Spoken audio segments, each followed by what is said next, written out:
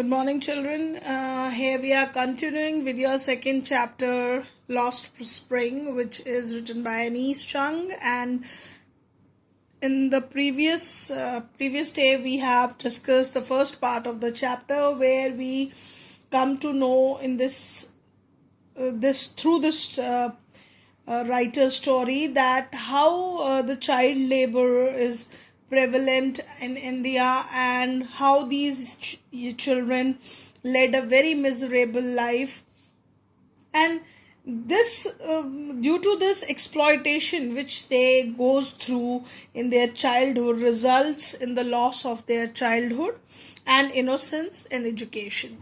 So we find that this child labor should be banned. We just came across the stories of two young children who one who is Sahib-e-Alam. We have already discussed his story. He is a rag. He used to pick rags, and even later on he started working on a tea stall. So he was not leading a very good kind of life. He don't have even shoes to wear, chappals to wear in his feet. So he was leading a very pathetic life. Although he wanted to learn. He asked from the author that when she is going to open the school, so that he can go to the school. So we find that the desire is there, but they are not getting that facilities for their education. Now we are continuing with the second part of the chapter, where the author came across another child named Mukesh. This is a conversation with Mukesh where he's told author that I want to drive a car. This is a dialogue by Mukesh. Mukesh insisted on being his own master. I will be a motor mechanic, he announced. So we find that Mukesh was telling the author that he wanted to be his own master. That means he don't want to work under someone, and he wanted to be a motor mechanic. Do you know anything about cars? I asked. The author asked him question that whether he knows anything about cars. I will learn to drive a car, he answers, looking straight into my eyes. His dreams looms like a mirage amidst the dust of streets that fill his town, Firozabad, famous for its bangles. Every other family in Firozabad is engaged in making bangles. So here we find out that this child wanted to learn driving. He wanted to drive car and wanted to be a mechanic. That is his dream. But obviously this dream he cannot fulfill. It is a mirage, means it is false in this dusty streets of Firozabad, which is famous for, Firozabad is famous for making bangles. Big bangle industry is there. The supply of bangles all over India is done through this city. This is a city in UP near Agra. It is the center of India's glass blowing industry, where families have this is the city where people are working, and their families are engaged, and they spend generations walking around furnaces, welding glasses, making bangles for all the women in the land, it seems. So that much work is done related to bangle making in these furnaces, and many generations of people, grandfathers, then their sons, and then later on their sons, they keep on working in this industry of bangle making. So Mukesh belonged to such family. Mukesh family is among them. None of them know that it is illegal for children like him to work in the glass furnace with high temperatures, in dingy cells without air and light, that the law it enforced could get him and those 20,000 children out of the hot furnaces where they slog their daylight hours, often losing the brightness of their eyes. Now this boy Mukesh, his family is working there.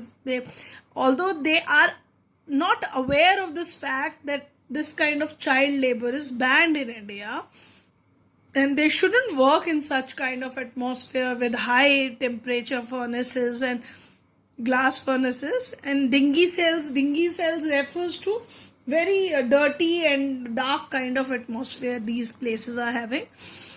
And even children like Mukesh, almost 20,000 children are engaged in. So we can see that how children are forced to work, even though laws are made related to child labor, their education, these laws are made, but they are not enforcement. See, 20,000 number of children, they are engaged in such work. It's not that the people could not see that. So they are even losing their eyesight working full day in this furnaces, and they work very slog, refers to working long time there. So Mukesh eyes beams as he volunteers to take me home, which he proudly says being rebuilt. Now author is going to Mukesh's house, and he feels very happy that author is going to his home, and he also says that his house is rebuilt, it is under new construction. We walk down stinging lanes choked with garbage, past homes that remains hovels with crumbling walls, wobbly doors, no windows, crowded with families of humans and animals coexisting in a primeval state. So this whole part is the description of the kind of houses made in that place where Mukesh lives. The stinking lanes were there, a lot of garbage. The homes which they came across, they were very much, they were remains hovels. Hovels refers to almost, they were very small, dirty houses. They are crumbling, their falling walls are there, wobbly doors, that means a very unstable kind of doors. So the condition of houses were not good where Mukesh was living. So they're describing the poverty in which these people are living, with no good houses, and even very unhygienic conditions are there. So he stops at the door of one such house, bangs a wobbly iron door with his foot and pushes it open. We enter a half-built shack. So it was a hut. Shack refers to small hut, and even same kind of house was there. It was halfly constructed. In one part of it, thatched with dead grass, is firewood stove over which sits a large vessel of sizzling spinach leaves. On the ground, in large aluminium platters, are more chopped vegetables. A frail young woman is cooking the evening meal for the whole family. Though eyes filled with smoke, she smiled. She is the wife of Mukesh's elder brother.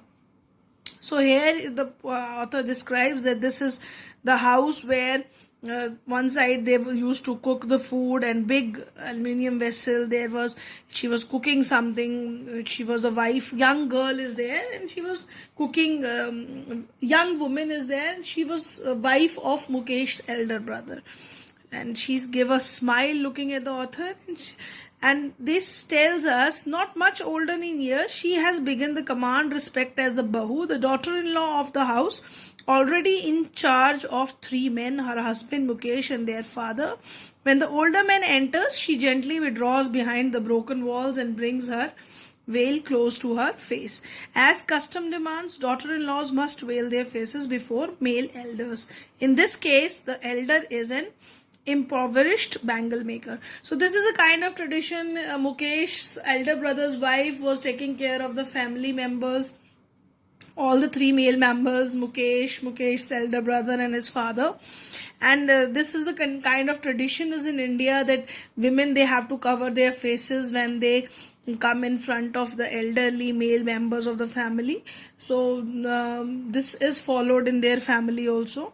And here the elder male member was a very poor bangle maker. Mukesh's father was very poor man, and this man, despite long years of hard labor, he worked very hard throughout his life. Firstly, he was working as a tailor and then bangle maker. He was not able to even renovate his house fully. Then he sent his 2 children to school also. But all he has managed to do is to teach them what he knows, the art of making bangles.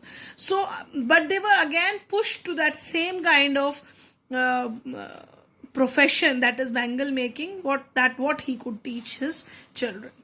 It is his karma, his destiny, says Mukesh grandmother, who has watched her own husband go blind with the dust from polishing the glass of bangles? Can a god given lineage even be broken? She implies. Born in the caste of bangle makers, they have nothing but bangles in the house, in the yard, in every other house, every other yard, even streets, every street in Firozabad. So the grandmother of Mukesh, she believes these people, although these people were living in very bad condition, they are not even getting good food, good standard of living, not good houses, very unhygienic conditions they were living in. But still, the grandmother of Mukesh believed that this is their destiny. This is what they believe in, their karma. Whatever they have done, they have received that. So believe that. And grandmother of Mukesh's husband, that is his grandfather, he also became blind because of the polishing of the glass bangle. But they accept it as the gods, that God believes in this. So they people believe this thing, that they are born to make these bangles, their caste is like that, and they have to work in the streets of Firozabad. So spirals of bangles, sunny gold, paddy, green, royal blue, pink, purple, every color born out of the 7 colors of the rainbow, like a mound and uncrept yard, are piled on the 4-wheeler handcarts pushed by young men along the narrow lanes of the shanty town, and in dark hutments next to the line of flames of flickering oil lamps sit boys and girls with their fathers and mothers welding pieces of colored glass into circles of bangles. Their eyes are more adjusted to dark than to the light outside. That is why they often end up losing their eyesight before they become adults. So now these children, they are working day and night. The irony of the situation is that they are making colorful bangles. On the other hand, they are working in this dark atmosphere, in these lanes with their handcarts. This is their daily routine.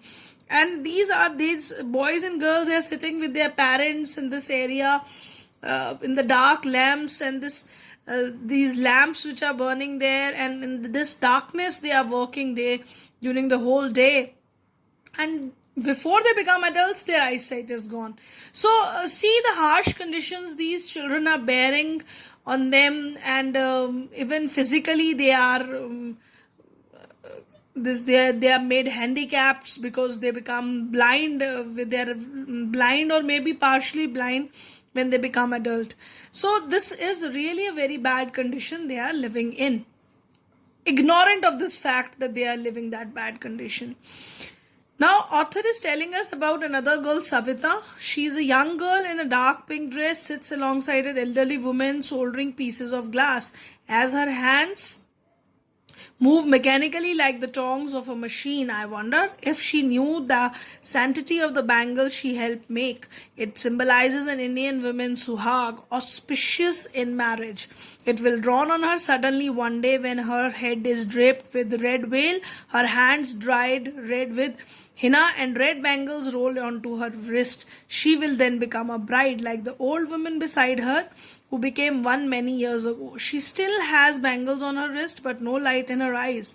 Ek waqt ser bhar khana bhi nahi khaya, she says in a voice drained of joys.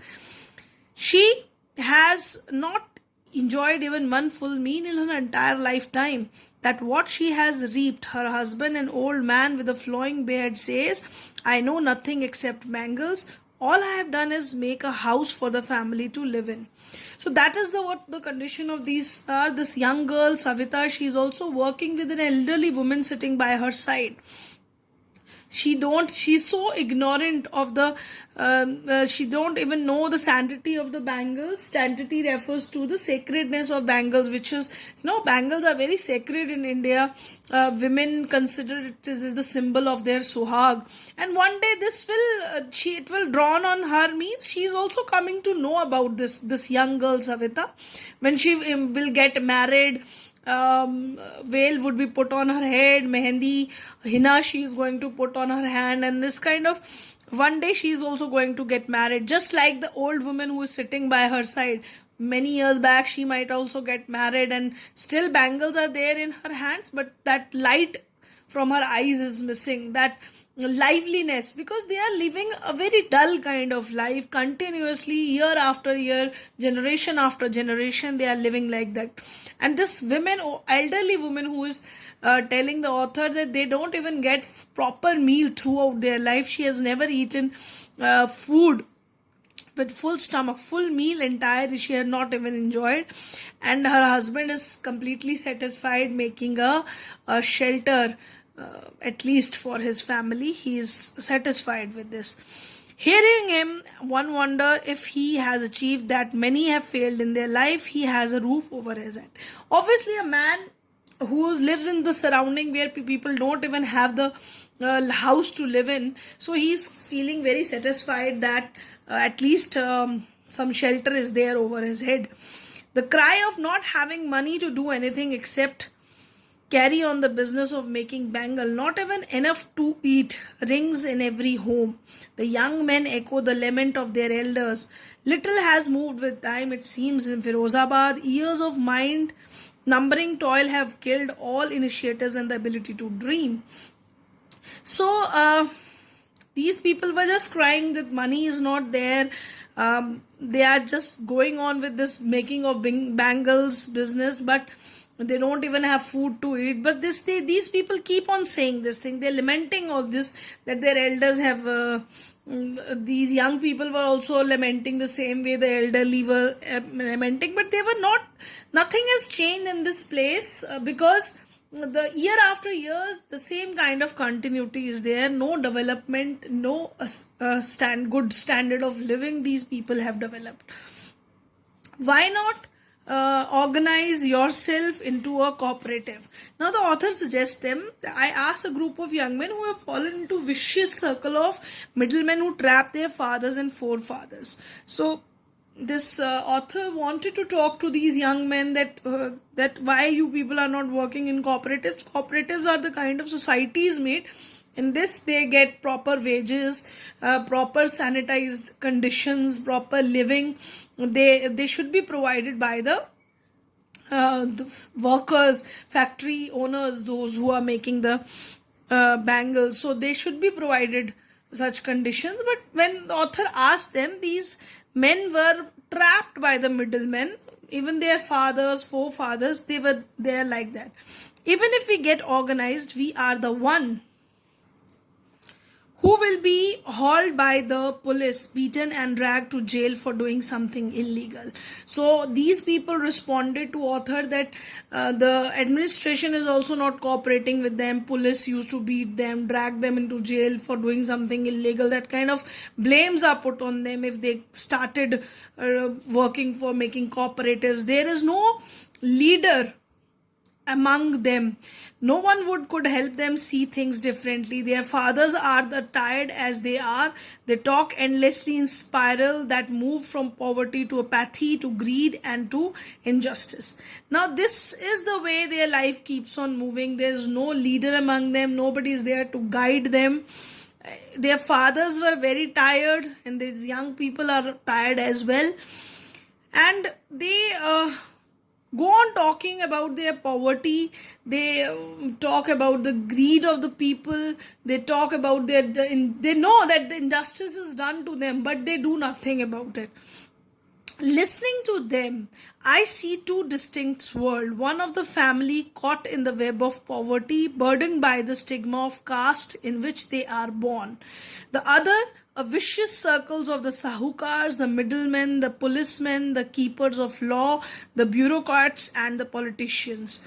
So here, author is depicting us I feel that society is divided into two parts, where there are people, this one kind of people who are living in very utter poverty, where they have a lot of they feel bad about their caste. They they think that they are born like that and they have to live. And the other is the vicious, the cruel people of Sahukar, the middlemen, even the policemen, the keepers of laws, and the bureaucrats, the officials who should protect these people. They are also not working for it. And the politicians too, they are exploiting these people. They together they will have imposed the baggage on the children that he cannot put down. Before he is aware, he is accepted as naturally as his father. So this burden of generation after generation is put on the child at such a young age that he is even ignorant of this fact that he is being exploited. And to do anything else would mean to dare. So if they are going to do anything else, if they wanted to join another profession, that means they are thinking to do something different. That is not acceptable. And daring is not part of his growing up. So they should not open up, they should not follow their dreams. And thus what happened, when I sense a flash of it in Mukesh, I am cheered. And when this Mukesh, he was saying that he wanted to become a car driver, she felt very happy that somewhere he wanted to come out of this profession. I wanted to be a motor mechanic, he repeats. He will go to the garage and learn, but the garage is a long way from his home.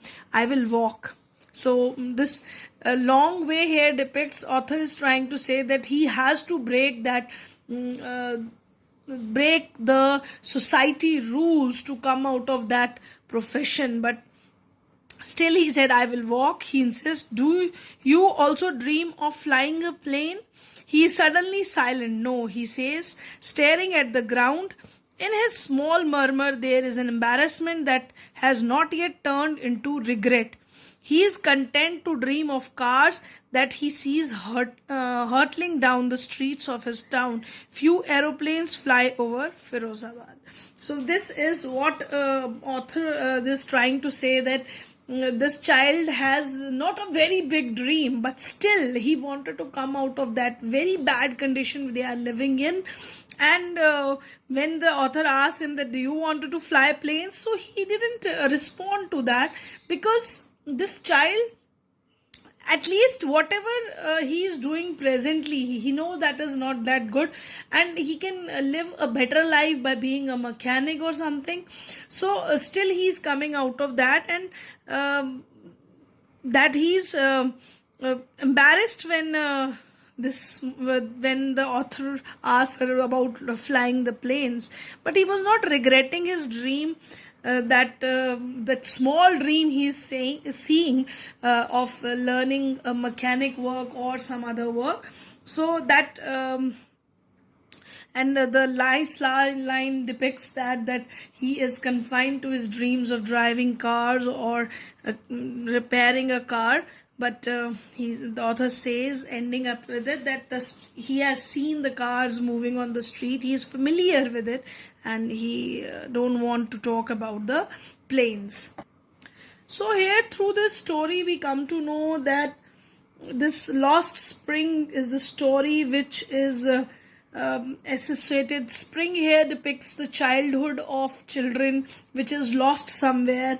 And although this child used to bloom during their childhood, but this very poor conditions they are living in, they have to lose their innocence, and they don't get education in their life. And thus these millions of children like Mukesh and Sahib-e-Alam, they are compelled to live in such a life where they have to do the dangerous works, and because they need to feed their family, themselves.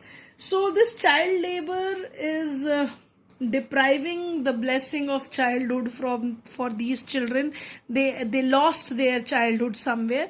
That is why the lost spring is mentioned here. Spring here depicts the childhood which is lost somewhere of these children. So we find a very a sympathetic kind of attitude for these children, and we need to do something. Even government is doing, but at the ground level these things are still not working. Now, children, as I have now discussed the whole chapter with you, the conditions, word meanings with you. Now, today I wanted to discuss that as the chapter is completed, a few very short answer type questions would be given to you, which would be based on the chapter. You will be reading the chapter and then attempting these question answers. For example, what is Sahib looking for in the garbage dumps? So he was looking for the garbage only, for that he might get coin or 10 rupee note or something like that. So he looks for that. Next is, what explanation does the author give for the child not wearing footwear? You know that he was living in a very poor condition. So although he was they were not wearing footwear, because one explanation is given that is a tradition in India, but another condition is that poverty these children were living in. So why is Sahib not bothered about the hole in the one of the shoes? You know that getting a shoe is a big thing for Sahib-e-Alam. So whether it is a hole in the shoe, it is not a big issue for him. What job did Sahib takes up? Was he happy? You know that Sahib takes up the job of at the tea stall, working at a tea stall, but he was not happy because now he could not move according to his own wishes. So he was not happy with that. What makes the city of Firozabad famous? Now you know this is a very simple answer, that city of Firozabad is famous for bangle industry, where a lot of glass work is done. Mention the hazards of working in the glass bangle industry. You know the condition, you have to depict here the condition where people eyesight get weak, they even inhaling that hot furnace, in that hot furnace they lose their eyesight at a very young age. So that hazards, you have to write it down. Who was Mukesh? What was his dream in life? So you have to describe Mukesh. He was a small boy who lives in the city of Firozabad in a very bad condition, but his dream in life is to drive a car, to become a motor mechanic. Next is, why could the bangle makers not organize themselves into a cooperative? So you have to tell that how these men who sahukars, middlemen, they force these people to work for them generations after generations for them, so that they don't get organized and get the better wages and the better living conditions. So these people are making them live like that. So these are all questions which I have framed for you, I have discussed with you. You will be getting it for as a homework, but I discuss it with you. So please write them in a very short answers, because these are very short answer type questions, so you have to write it in a very short way. Please don't write very lengthy answers in very short. Lengthy answers required to answer in a lengthy way. The word limit is given to you. So this should be maximum from 2 to 3 lines answer, where you are going to write it in a very precise way. Thank you, class. Thank you for patience listening, and here we end our this explanation of the chapter. Thank you, class. Thank you very much.